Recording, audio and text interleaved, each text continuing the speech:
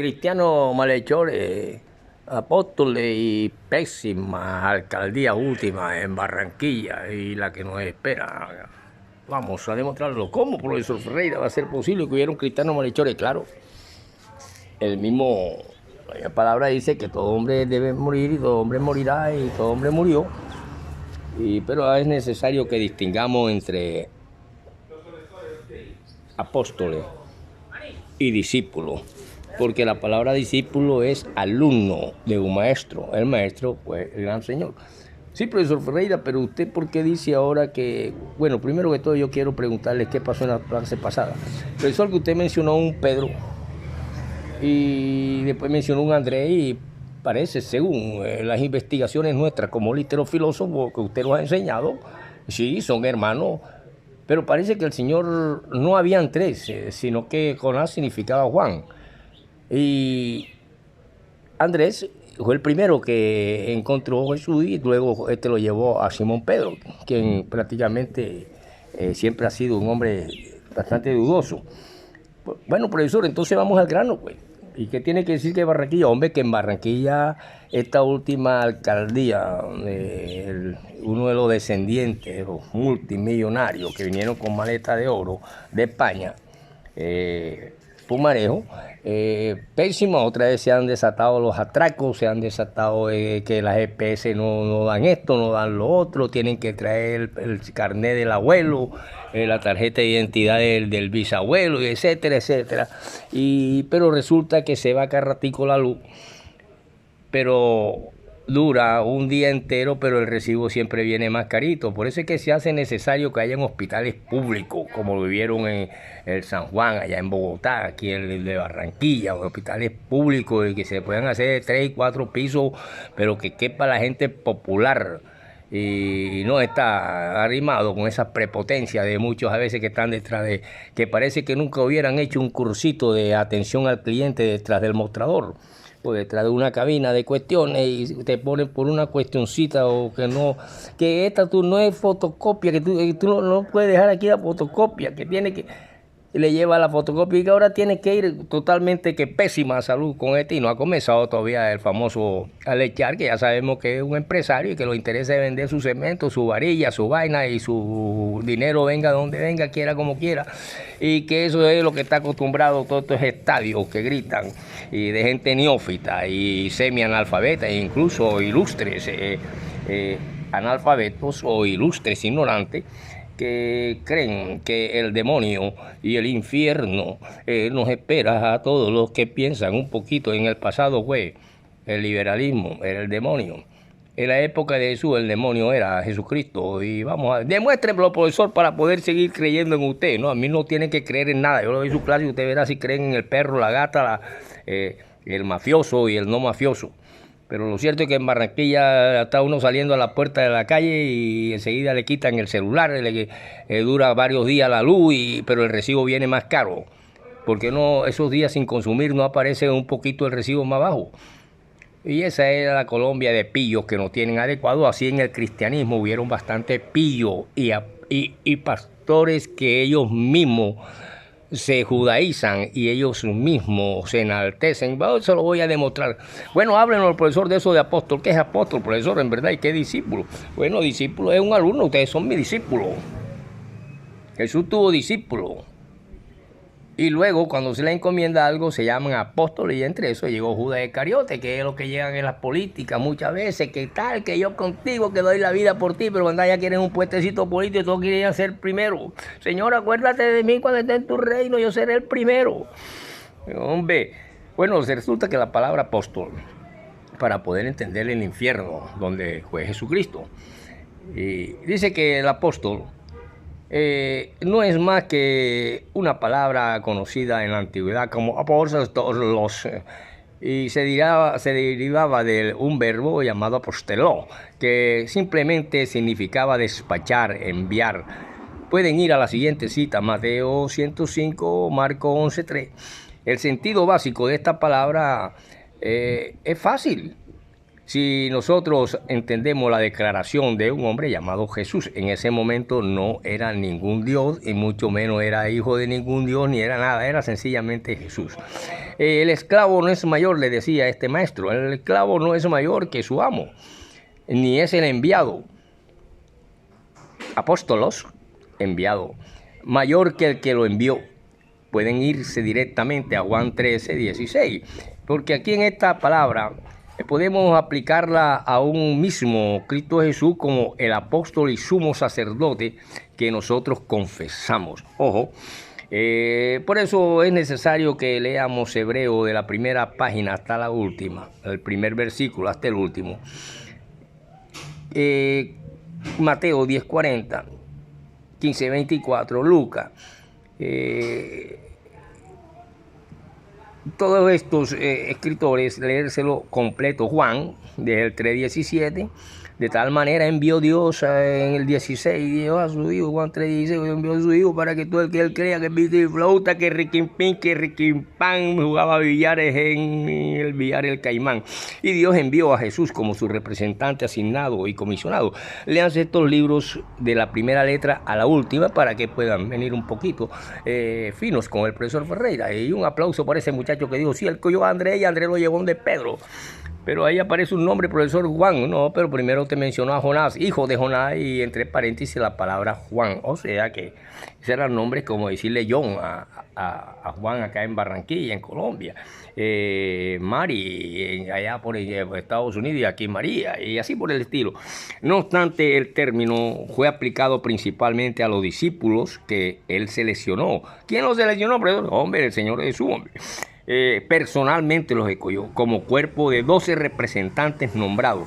Y estos 12 nombrados fueron seleccionados en un principio. Váyanse a Mateo 10, 2, 4 y a Marcos 3, 18, 19 y a Lucas 6, 13, 16. Léanselo todo para que vean que si aparece un Andrés se lleva donde Pedro, que siempre fue dudoso, y esto es hijo de Jonás, y entre paréntesis se llamaba Juan. Uno de los 12 apóstoles, llamado el Iscariote, que resultó ser Judas y resultó ser traidor, como lo hay en el mundo político, los traidores, los lambechaquetas, lo que cumplió ya anunciado en las profecías. Pueden leer el Salmo 41:9 y 109:8. Aquí podemos mencionar nuevamente los nombres de los 11 apóstoles fieles, como dicen Hechos 1:13. Algunos de esos habían sido discípulos primero de Juan el Bautista. Y antes de llegar a ser lo de Jesús, 11 debieron ser galileos. Y tan solo a Iscariote se le consideraba natural de Judea, proveniente de una clase trabajadora. 4 eran pescadores de oficio y solo uno había sido recaudador de impuestos, que es el famoso Mateo, genealogía de Mateo, que ahí comienza el Nuevo Testamento. Parece que por lo menos 2 eran totalmente primos de Jesús, como fue Santiago y Juan, los famosos hijos de Zebedeo, que algunos dicen que eran hermanos, porque es que allá le decían a los primos, y por eso viene la palabra primo hermano, allá le decían hermano a los primos. Y hermano a veces de una misma agrupación religiosa. Mi hermano, no le decimos aquí, hermano, ¿cómo está? Y ese man es palenquero y yo soy medio colorado. Por lo tanto, eso es lo de menos. Lo importante aquí es que Juan y estos hijos de Zebedeo eran líderes. Y los líderes de aquella época religiosos consideraban a estos hombres iletrados y del vulgo, o sea, del pueblo. Una señal de que esa educación era elemental y no la que se obtenía en las escuelas de estudios superiores. Y entre esos estaba Pedro, a quien también se conoce como Cefas. Y estaban casados, o sea, tenían hogar. Lo dice el libro de Hechos 4:13 y 1 Corintios 9:5. Hombre, profesor, hombre, a nosotros nos han dicho tantas cosas, que los hermanos, que Jesús, María tuvo otros hijos, que tal. Bueno, aquí parece así, hijo de Zebedeo, Santiago y parece ser que Pedro y Santiago y Juan, muchos de ellos disfrutaban de una relación estrecha con Jesús, mucho más estrecha que el resto de los apóstoles, pero sin embargo todos ellos sentían cierto celo con una que llegó después llamada María Magdalena, que era la que Jesús realmente oraba sola con ella y y que muchos afirman que en la última cena es la que está al lado de Jesús y que muchos afirman que fue esposa de Jesús. Pero vamos a ver esto desde el punto de vista de la teología, cuando ya se diviniza y entonces ya hay que apartarle mujer, apartarle todo, y por eso esta es una droga mal, la religión. Aquí aparece también como testigo de la resurrección de la hija de Jairo estos hombres, porque ellos fueron esos testigos. Váyanse a Mateo 5, 35 y 43. Y también fueron testigos de la transfiguración de Jesús. Lo dice en Mateo 17, 1. Y fueron los apóstoles que más se adentraron con él en el jardín en Getsemaní. Hubo una noche en que lo detuvieron, ahí estaban ellos. Creo que lo dice Marco, por allá en el 14, algo así por el estilo. Existía entonces en ese momento, existía algo muy grande que al parecer era una forma especial entre este líder Jesús y Juan, y se considera que ellos hacían muchas veces referencias como el que más amaba a Jesús. Por lo tanto, hay una selección de todos estos ministerios y hay una actividad en congregaciones cristianas y ya hay lugares que deben ocupar cuando aparecen el traidor que se ahorca. Es necesario que alguien lo reemplace. Me buscan la tarea quién lo reemplazó. Les voy a adelantar un poco. Creo que comenzaba con Mat, M-A-T. No vayan a poner Mateo. Díganos por eso, díganos. Creo que era Matatía, algo así, pero de todas maneras me la traen y investigan porque yo no traigo entero. Llegó un momento en que esas tierras del Asia Menor aparecen con nombres antiguos que en época de Jesús no estaban, pero estaban en época desde antes de Abraham y desde antes de Moisés. Por ejemplo, se encontraban allá en Paflaconia y en Ponto Gálata. Habían cuestiones como Capadocia y Galacia. Había un mar Mediterráneo que realmente era el mar grande. Pero ya en estas épocas acá en que hay un tiempo, cuando Pablo escribe desde Efeso sus cartas a los Corintios, él ve que en los Corintios, que era un puerto corrompido, había tanta degeneración que era fácil que el hijo se acostara con la mujer de su padre. ¿Y quién podía ser la mujer de su padre? Por lo tanto, podía ser una querida. Por lo tanto, las palabras de Pablo en 2 de Timoteo, seguramente escritas desde Roma alrededor del año 66 de la era cristiana, porque llegó un momento en que al viajar a Roma en un principio, allá en los años 60, 61 de la era cristiana, causaban alboroto estos hombres y se organizó en Jerusalén por los judíos de Asia, como lo dice el libro de Hechos 21, porque Pablo primero embarcó en una nave que iba para los lugares costaneros del distrito de Asia, pero después en esa cercanía de provincia de Licia lo trasladaron a otro lugar. ¿Qué quiero decir con esto, hombre? Que todas esas grandes cuestiones, cuando existían amorreos, que ya hay un